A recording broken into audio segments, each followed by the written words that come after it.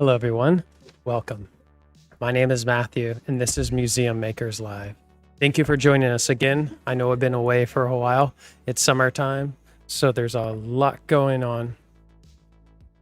And we've been very busy doing summer camps and vacations and things like that. In fact, we just wrapped up a really fun summer camp.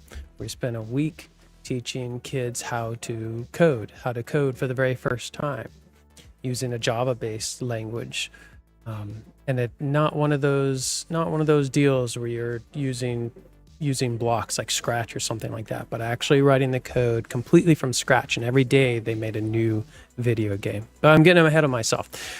My name is Matthew, and this is the Visual World Investigate Lab. It is a public education lab inside the North Carolina Museum of Natural Sciences.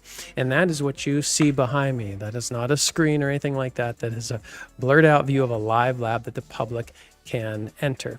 So if you're ever in Raleigh, North Carolina, please visit the North Carolina Museum of Natural Sciences. It is a world-class museum comprised of 2 different buildings. Here, I can show them to you. And it is free. All of the state museums inside of North Carolina are free. Actually, you know what? I will show that to you on the in a little bit. But so what is this show about? So this show is about using the game Minecraft as a way to talk about science and nature and technology, because that is what we do here in this lab. We teach technology, how to make things, computer programming, electronics, robotics, 3D printing. We do all that stuff here, and we teach you how to do that as well. And using Minecraft, we talk about all these different topics, answer your questions about those topics. So please enter any questions you might have in the chat.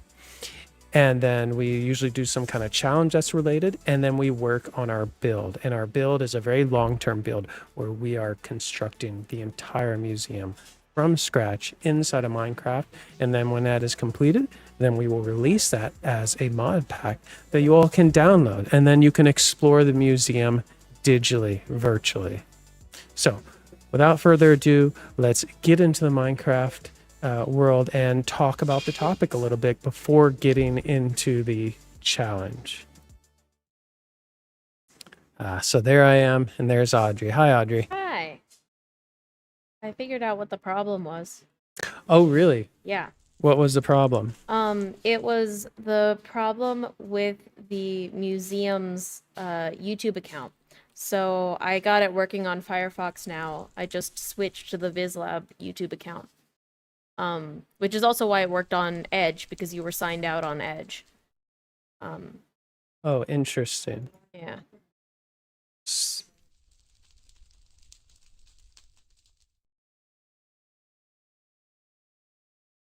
Okay, so no one else is going to have that problem? Yep. Okay, that was just ours. Okay, yeah, we were a good bit delayed. One of the main reasons was that we're having trouble getting the stream going, but it was our fault. So sorry about that, anyone who might have been waiting. So today's episode, as you saw, the focus of it is wildfires. You've probably seen wildfires in the news a lot lately. And if you don't believe me, let me show you. I need to add something here. Hold on. Chrome. Yes. Okay. So all I have to do is type in 2024 wildfire. Click news. And here we go. California wildfire activity. It's over 2,000% higher this year. 1 million acres burned across Oregon, Colorado, Los Angeles, Stone Canyon, Texas. They should talk about Canada somewhere in here as well. If you see any news at all, social media, you've probably seen a lot of content related to wildfires, and for good reason. But why have wildfires been in the news so much lately? Well, because there have been more of them. lately and bigger ones lately. And why is that? Well, let me open up a little something here. The reason is pretty simple.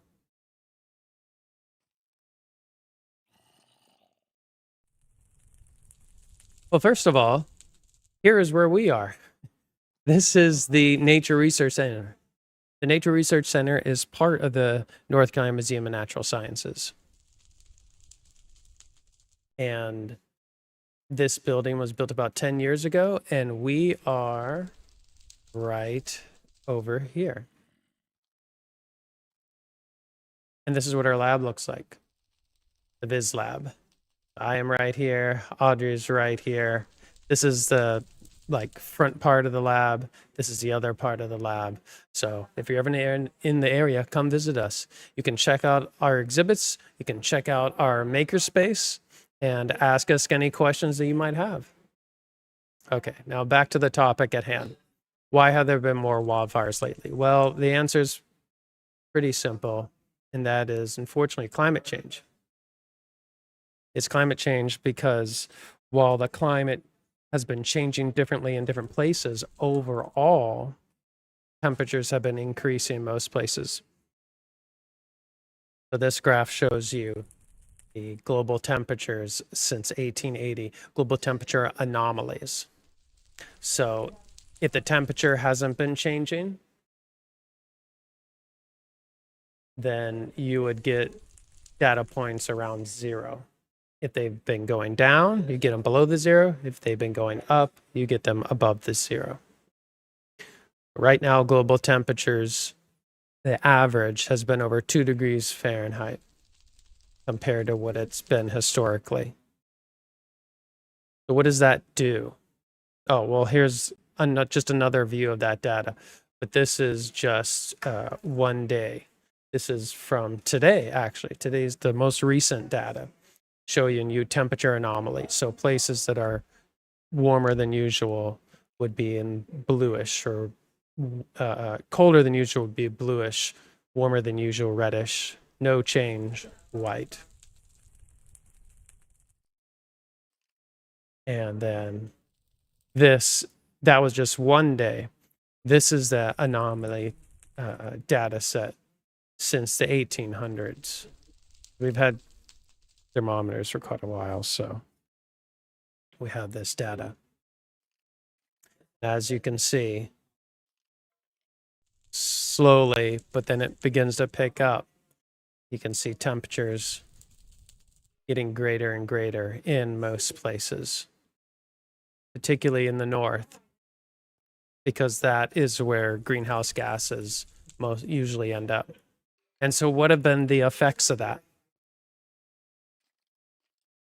Well, when you have higher temperatures, you have evaporation occurs more readily. You have more evaporation of lakes and streams and ground. And so that's why we now have maps like this that show us how moisture content has changed over time.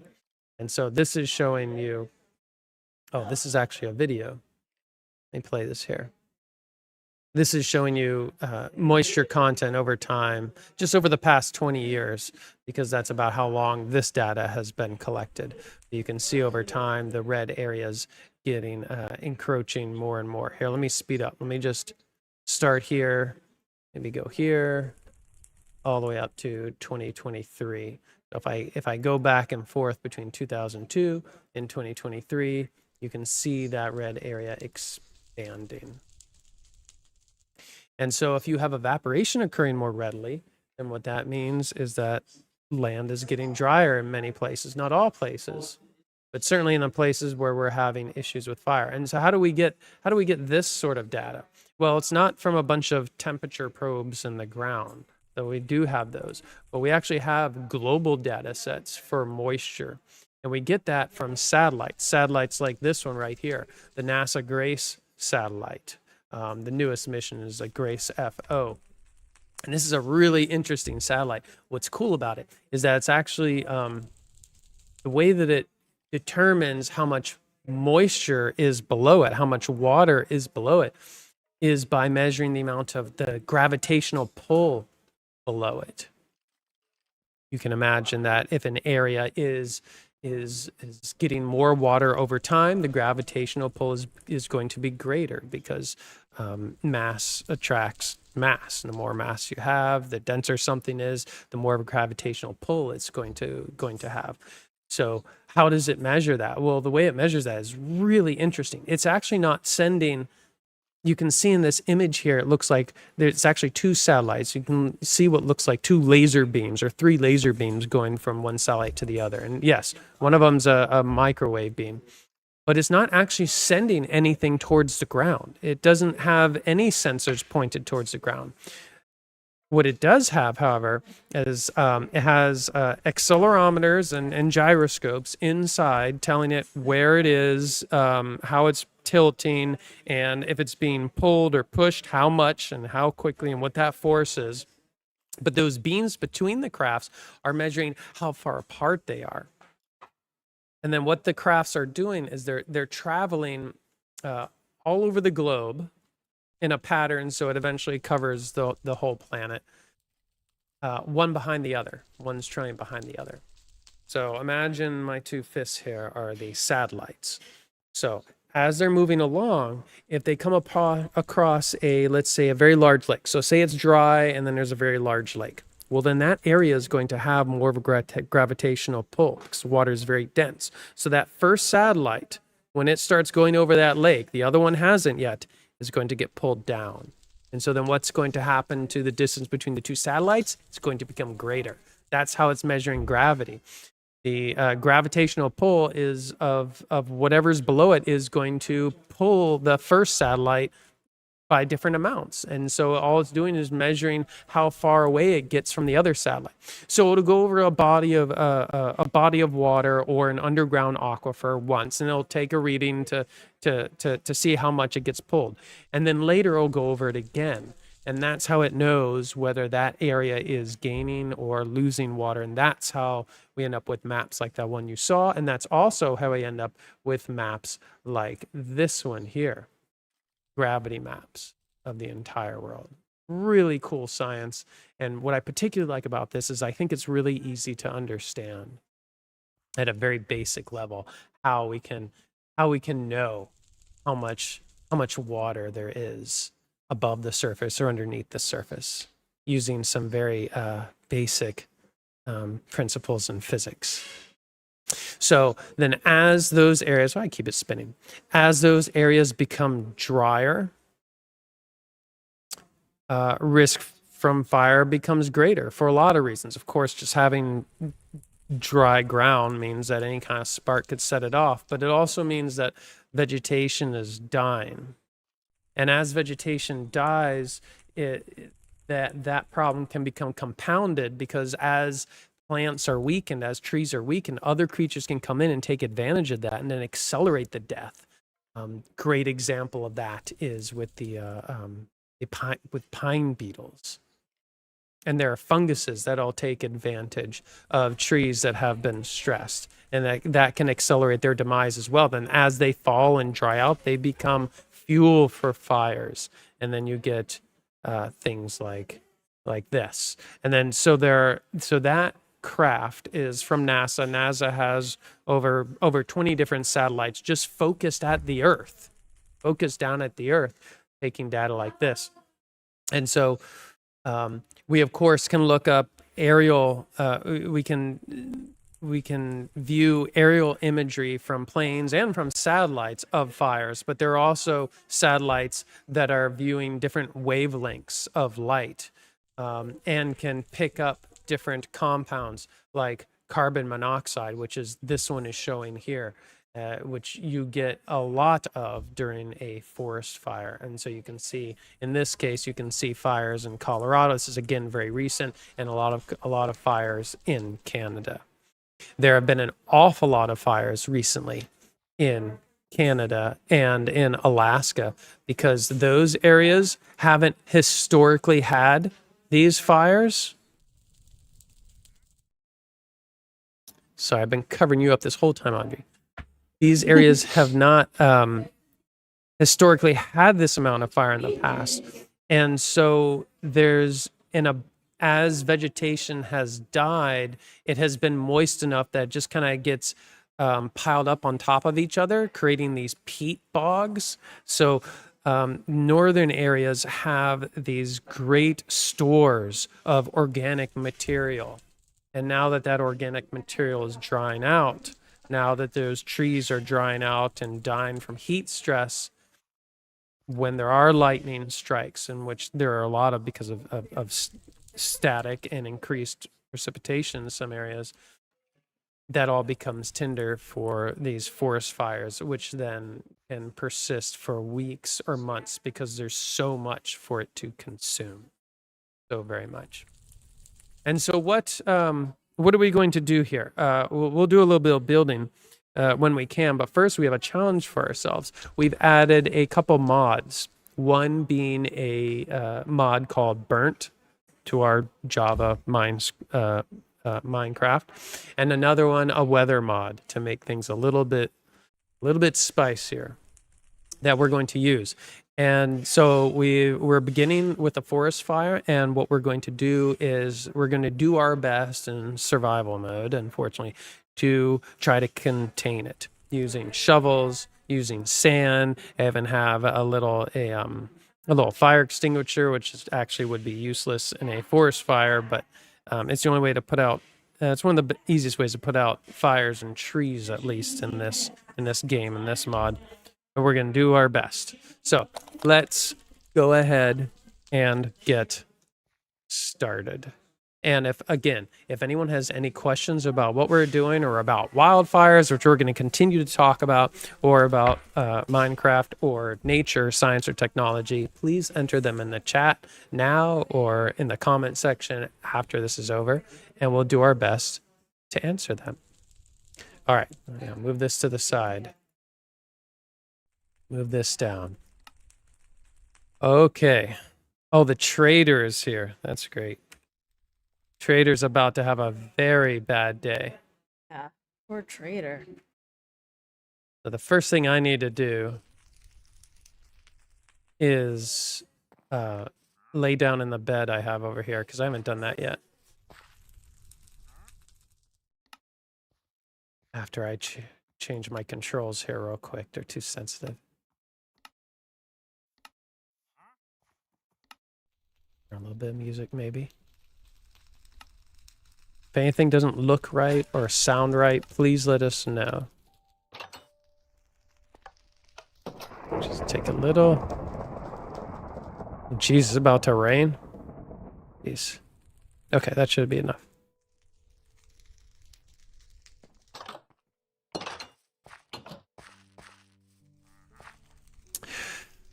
Okay, Audrey. I think I want to start where it looks the worst, near the jungle. Okay, I'll just teleport to you. Okay. Oh, I see you. Hold on. There we go. I'm going to try to save this jungle first. Now, fortunately, this jungle has a natural barrier of a cliff. So we don't need to do a 360-degree perimeter. While you were talking, I did create a little safe haven for any animals that we might find. Cool. It's got a bunch of sea lanterns on top of it. It's just a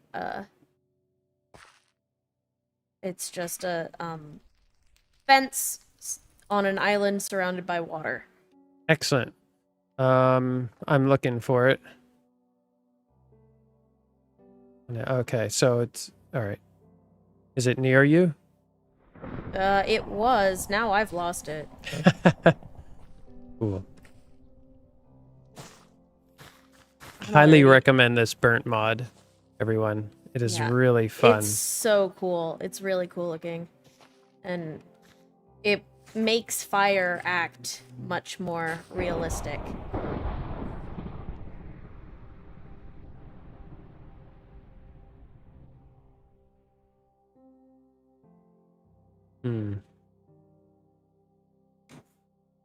Oh, I think I see some water. Oh, was that it? Oh no, that's not it. I don't know. When you find it, make a tower of beacons around it or something. Okay, I found it. I will put a bunch more, it's over where it has not been burned yet. Oh, I don't know. Could you do an actual beacon? Yeah. That would be helpful for me. Okay, there are an awful lot. Bye, Carolyn. Thank you, Karen. Awful lot of monsters around here. Oh, I see you. Oh, you're just near. Oh, that's not you. That's someone else. Ignore that. All right, I'm going to go ahead. Oh, there's a creeper. I'm going to go ahead and get into survival mode and attempt this.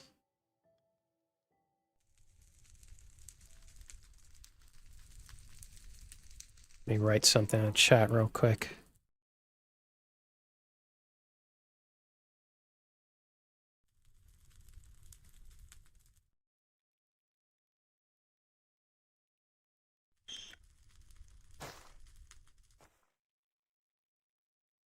Okay.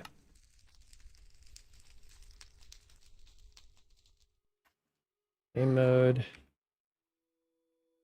Survival. Okay. Let's see how quickly I regret this. Oh, right away. All right, now there's a beacon. Okay, cool. Is he gone? He's gone. Oh, I think the fire helps protect us from some of these mobs. Okay.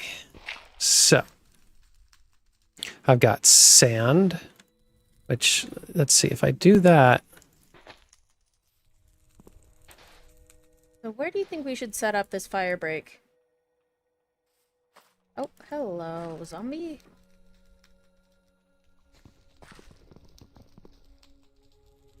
Oh, interesting. That's good. I think... Oh, what's happening? So, since one of the natural barriers is a cliff, I could start at... Whoa, start... You just hit me? No. Yes, you did. No, that was the skeleton Oh, over okay. here. All right. That's funny.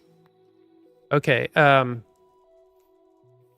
Why don't you start over here and I'll find the other extent of it and maybe we'll meet in the middle. You know what I mean? I think so. Okay. Nice arrows. Yeah, you've got one too. Oh, I bet I do. Okay. We'll see if we can save this jungle at least. I did save a couple of the,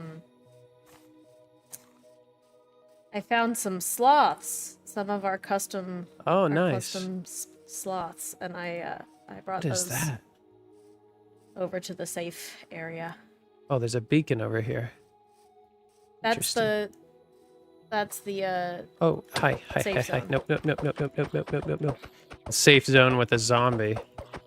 Well, safe for the animals. Stop. Zombies Okay. don't eat animals. All right, I think I'm going to start... Oh, and there's a cliff here too. Okay, I can use that as well. So, oh, geez. Wow, it's getting really bad.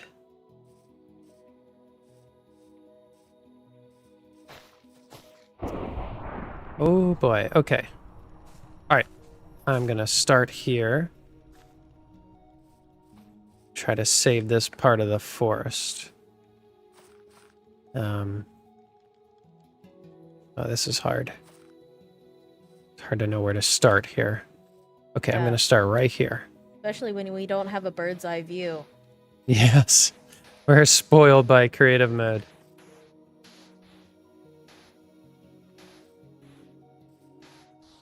So I'm working on a fire break on the ground. Whereas, Matt, are you working on the trees or are you working on, It's starting to rain. Yep. Well, that might Yes, solve some of our fire issues. that's right. I was going to work on the trees, so I'm going to do that. Oh, I need to do that. So, of course, in real life, you would not be bothering with this. Wow, it's so bad. You would just be concerned with making fire breaks and surviving.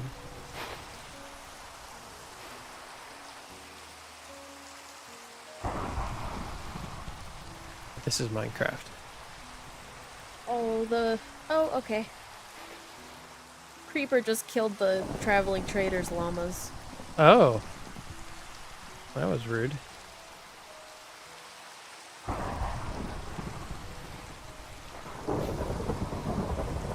Come on. Well, this fire extinguisher doesn't seem to be working at all. I might just have to chop down this tree.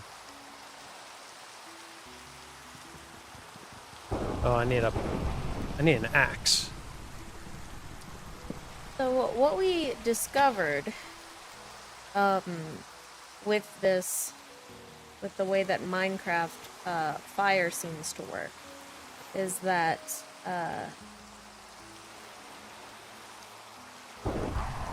Minecraft, dealing with the mobs with no armor, plus the That's I'm pretty gonna good. die, I'm gonna die, I'm gonna die, I'm dead. Yeah, I'm out of practice talking while playing Minecraft.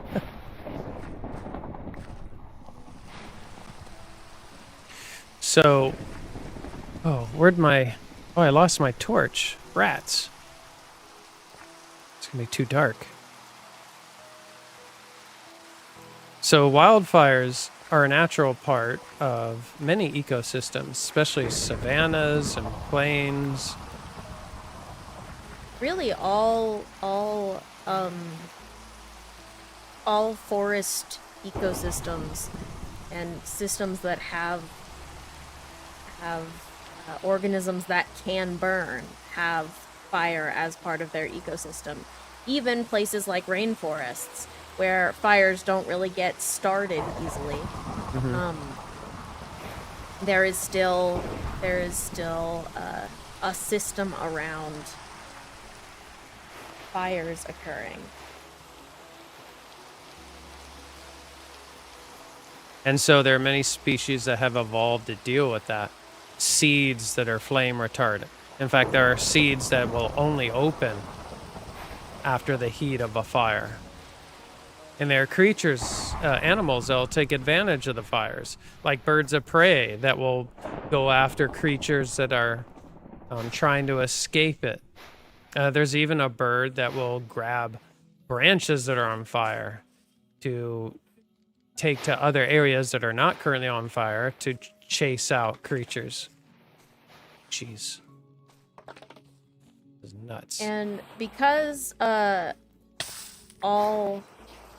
ecosystems that can be caught on fire have an adaptation to fire, it actually became a really big problem when folks from other places came and decided that fire is actually dangerous and bad, and we need to stop it from happening. So the advent of I found another sloth. The advent of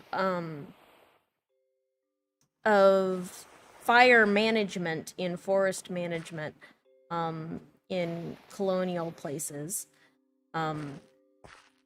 has made all of these forests much more full of fuel. They're absolutely full of I'm falling and I might drown. Um, they're absolutely full of wood because it hasn't been burnt. Right. So that's why we do those prescribed burns. Yeah. And that's why people have done prescribed burns for thousands and thousands of years all over the world. That's right. Once people started living and building houses in places that have historically burned, their logic was, well, whenever there's a fire, we need to stop it, and then that was that. And so then, like Audrey said, well, then dead plants would just build up, and so then when a fire would start, it would quickly get out of control. Ooh, is that fire? Oh, that fire extinguisher is done. So if you compare it to, like, what's attacking me? Who's attacking? Oh, spider. If you compare it to a haircut, Jeez. so naturally there should be a few small fires in an area every year. Whereas nowadays we have one enormous fire or multiple enormous fires every single year. Well, it's gotten really peaceful here. The rain has stopped. I think we've started to make some. Oh, geez, my creeper make some headway. I haven't. Oh, geez, I escaped him. Found one of the bones of your enemies. Well, there's a flame over there. One of the properties that this museum owns is called Prairie Ridge.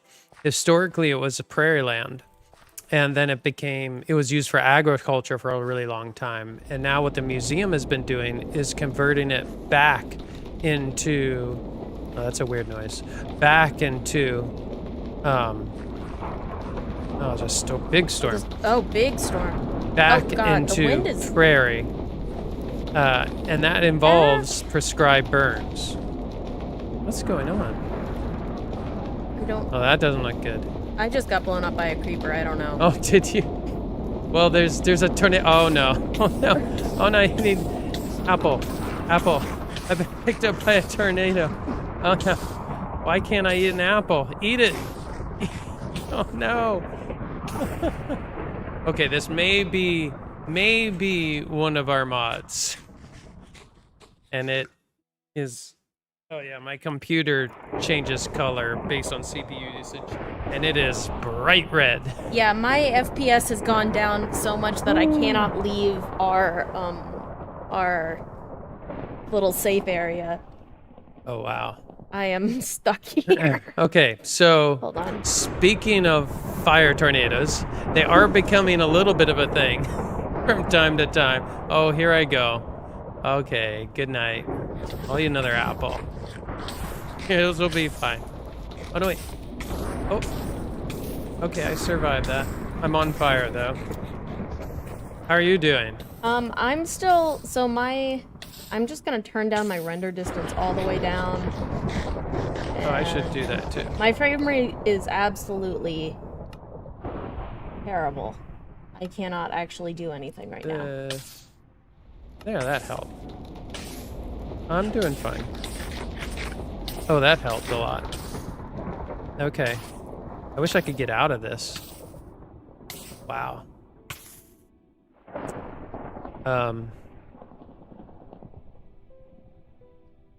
So extreme weather is becoming more of an issue as well. Oh, I landed. Okay, maybe I can escape. No. Oh, I'm on fire again. I don't suppose I can put the fire out. Minecraft is about to crash for me.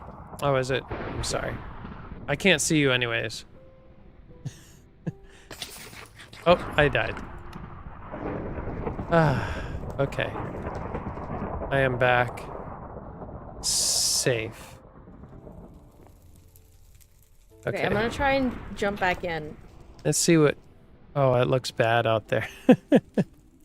So, because of temperatures increases, there's Oh more my moisture in gosh. the atmosphere. When there's more moisture in the atmosphere, it's like there's more energy in the atmosphere. And because the oceans are getting warmer as well, that ends up fueling things like hurricanes. Let's see if I can just scoop by here. Oh, this is fine. This is fine. I get approximately 1 frame per second Oh, right do you? now.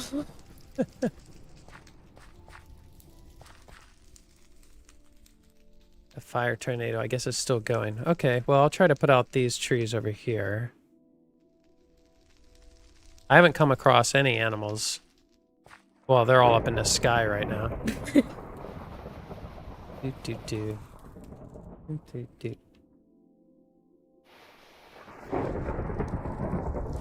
This is exactly what it's like to be a forest fire. A firefighter. Exactly.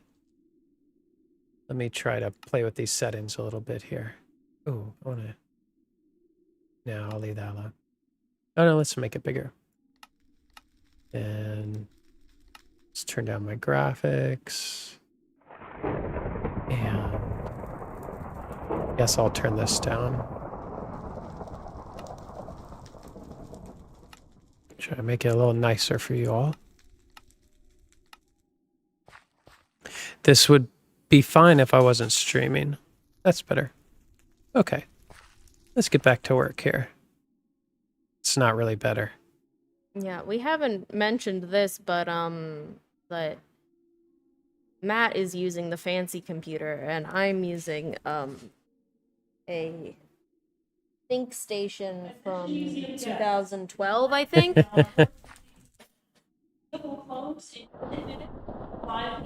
Oh, hello, Mystic. You are correct. We could take care of all that. We could make all this go away if we wanted to. But Which where's we the might fun in need that? to after a minute. For Why your are my computer graphics to not fancy? melt down. Okay, fast. Okay. You're not using any shaders, right? No, I never use shaders Okay. on this computer. I do at home, but this computer cannot handle it. Okay, now I'm getting like 3 frames per second. There you go. I need another fire extinguisher.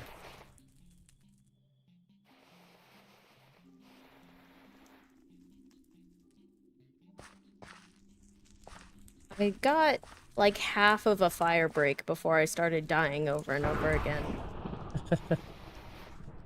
That's something. Hopefully that tornado doesn't come back this way. And hopefully it doesn't go towards the museum. It's gotten close before and has done a fair amount of damage. Ooh, look at it. That's insane. Do I have all my... So, what's this mod called? Weather something. It is... Weather 2.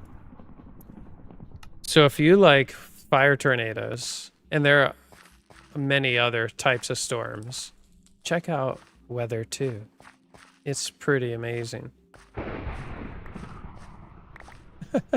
I like it when it picks up things that are flammable. Ooh. Well, if I needed bamboo, I have it now. Oh, there you are. Okay, I turned off my particles, so now I can actually move. Oh, Thank good. God. How did I Go get to down. creative? That's weird. Okay. Well, I think the forest is looking better. I think it looks a little healthier. Now, there's a lot of organisms that can only survive fire and extinguisher. reproduce in fire after fires. Wow.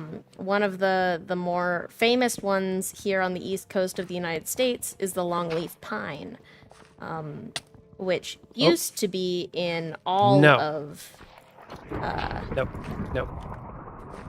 used to be Nope. all Nope. throughout the Nope.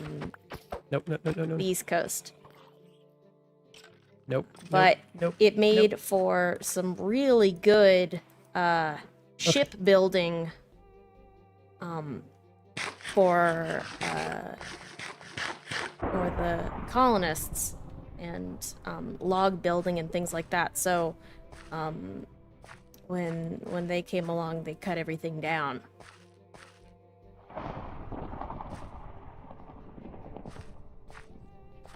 So the longleaf pine, I think, is threatened now, no longer endangered, but I'm not positive. I do certainly see it from time to time. Yeah. You usually see more fast-growing pines more often, like slash pine. And loblolly here in downtown Raleigh. Yeah. It's pretty special to find a longleaf. Oh yeah, pitch. That's the big thing for longleaf pines. What it is? That they were girdled and used for. They harvested the resin to use for making pitch. Remind me what pitch is. Pitch is really good at waterproofing boats and also other things. Okay. Cool. So if you know about American history, then you'll know that we needed a lot of boats during the Civil War. And around then, we were doing a lot of boat making. Can dirt get burned in this mod? I wouldn't think so.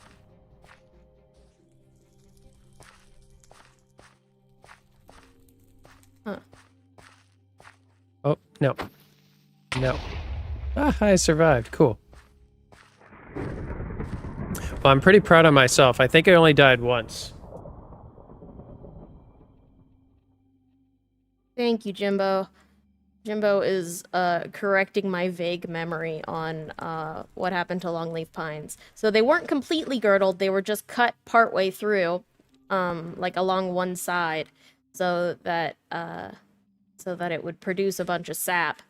And then the tree would be susceptible to fungus and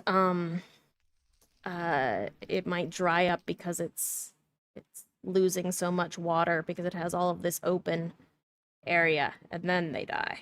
So they aren't being completely girdled, they're just being cut halfway through. Makes sense. Well, I've slipped into creative mode and I'm flying around looking at everything, and I think we've done a great job. I think this area is going to be just fine. I think it's going to just bounce right back. Everything will be cool.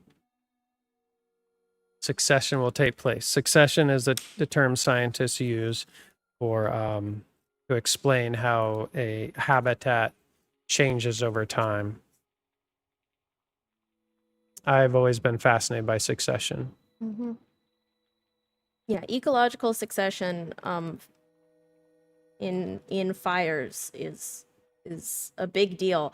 When you have major fires like this one really was a major fire, or the one out in California right now, it kills everything, and so there's nothing left to come back. So we end up being unable to have ecological succession, and they have to start from scratch because all of the trees have burnt out. Right. And so then you have to wait for a lot of species to just literally walk or fly into the area. And so those would be pioneering species. Oh no, he's going to get you. He's going to get you. There's a creeper behind you. One of the first species, pioneer species, are spiders, because they are everywhere. Even if they're not right next to you, they are above you somewhere. And I don't mean in your house, but I mean like in the sky. Well, in my house they are. Yeah, there are a lot of interesting reasons for that. But they are one of the first creatures to settle on new land or land that has been decimated. All right, so we need to wrap this up. We need to do something we haven't done yet, which is to show off the museum. And it might have a little bit, if I'm using the right file, it might have a little bit more work done to it since since you all saw it last. So let me get my coordinates here for the museum. Should have them memorized by now.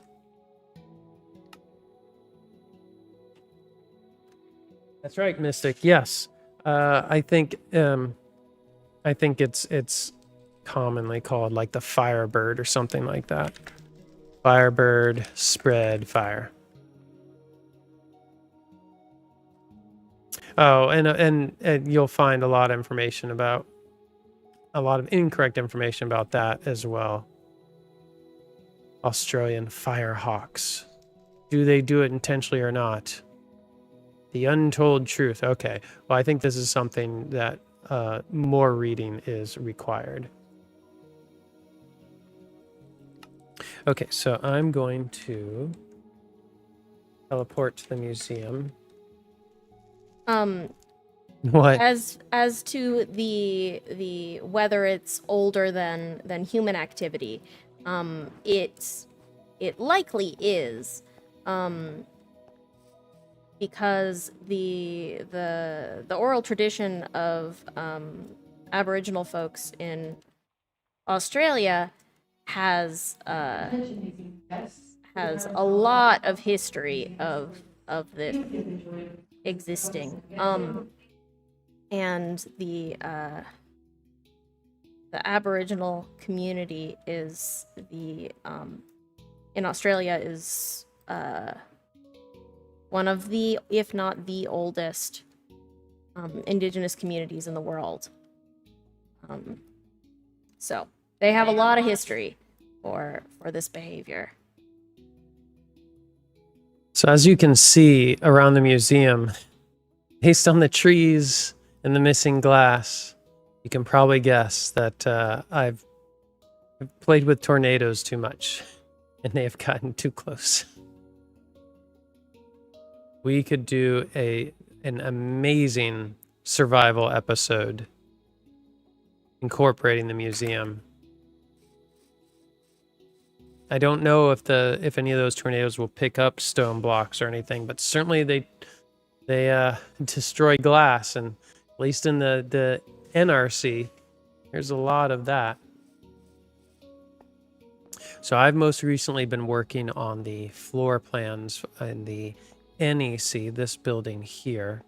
Floor plans are all complete for the NEC, or the NRC, the Nature Research Center, but the Nature Exploration Center still, as you can see, has a lot of work left to do. So this is the third floor, which is what I'm currently working on. What's really cool about this center area here is that this is where there's a like a 2-story waterfall and diorama full of creatures, fake creatures, but also some live fish in the water. It's really, really cool. That's what I'm currently working on. But I have completed the floor plan for the 4th floor. Just sans the exhibits. So you've seen this before. It's the butterfly room. What is it called? The Nature Conservatory? The Living Conservatory. Living Conservatory. I always get that wrong. Oh, and this is the cafe. They don't like it when we call it the butterfly room. Oh, I bet. Yes. And they shouldn't, because that's not its name. So we've got the Butterfly Conservatory, the Arthropod Zoo. This is the Acro Cafe. And we've got, there are a lot of rooms here that are not open to the public, like this room here. This room here, which we use for meetings sometimes. And then there are a lot of back rooms and offices. Would you all like to see some of the offices? They're very exciting. Show you some of the offices for the education staff. That's the freight elevator. And we go through here, go through here. None of this is accessible without the correct electronic badges, so I'm not... Even if you knew where all this was, you can't get into it. So what'll be fun is to have some of the staff actually get into this game and flesh out their own spaces, add their own things. I think that would be a lot of fun. And probably going too fast for you all. I apologize. There's our little kitchen. If you are a volunteer here, you will recognize the volunteer lounge. This is an area that you can visit if you become a volunteer at the museum, which is always an option. There's on the museum's website, there's a section where you can fill out a volunteer form to volunteer almost anywhere here in the museum, including this very lab.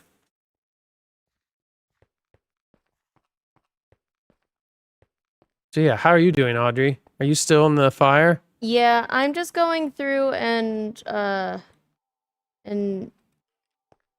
there is still a good bit of fire spread.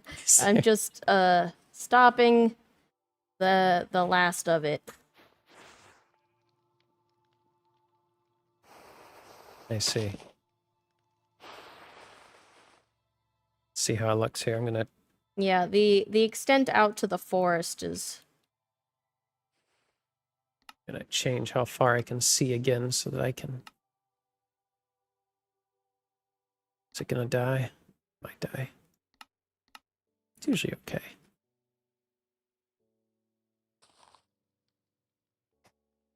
Oh yeah, you're at the last little bit of it, it looks like. That's great. The chickens and sheep are cheering you on.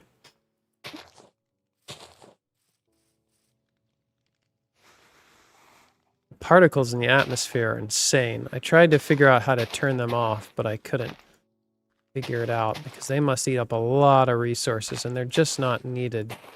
I have the particles turned off or limited. It's in video settings under animations. Video, animations. Oh yeah, okay. Guess I could turn all this stuff off. Fireworks, lava, smoke. Particles decreased. That's probably better. All right.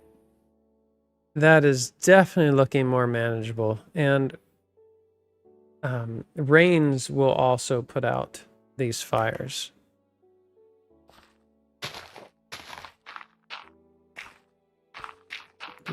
Fires. The mod also comes with some creatures that'll start fires, and a bow that'll start a fire, and a type of TNT that will start fire. So you can live out all your pyro fantasies with it. Another thing that I wanted to mention about wildfires is that something like 80 or 90% of wildfires are a result of human activity.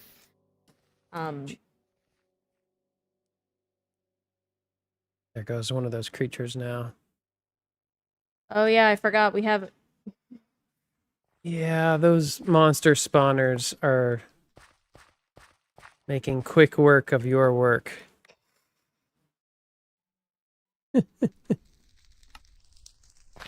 They don't seem to exist very long, though. That's good. Okay. Well, I think we need to end this. Yeah. So thank you all for joining this pretty short but wild little stream. Hope that you liked it. And check out these mods if you'd like to experience some of this as well. It's a lot of fun. And again, if you have any questions about anything, just leave it there in the chat, or leave it there in the comment section, and we will see them and answer them. But I'll be posting tomorrow morning the next episode, which I think will be about sea turtles, and I think we have a pretty fun plan for what we're going to do with that. It'll be a very, if you ever watched Wild Kratts, you will see a lot of similarities with what we have in mind for how to handle that episode. Or if you've seen our cicada episode, which if you haven't seen our cicada episode, go back and watch the cicada episode. Oh, the cicada episode that we did. Yes, that's right. Okay. All right, everyone. Well, thank you again for joining. This is Museum Makers Live, and we hope that you have a good rest of your day. See you later. Hi, everybody. And